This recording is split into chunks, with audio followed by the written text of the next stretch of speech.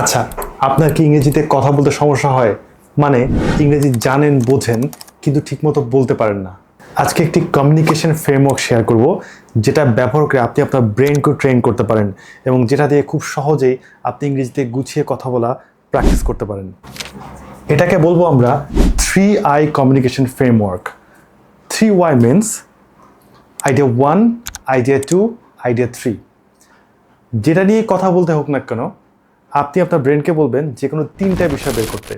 তিনটার বেশিও না, তিনটা কমও না। ধরুন আপনার এক্সারসাইজ নিয়ে কথা বলতে হচ্ছে, এটা তিনটা পয়েন্ট আমরা ব্যবহার করব। It improves our health, it reduces stress and it makes us healthy.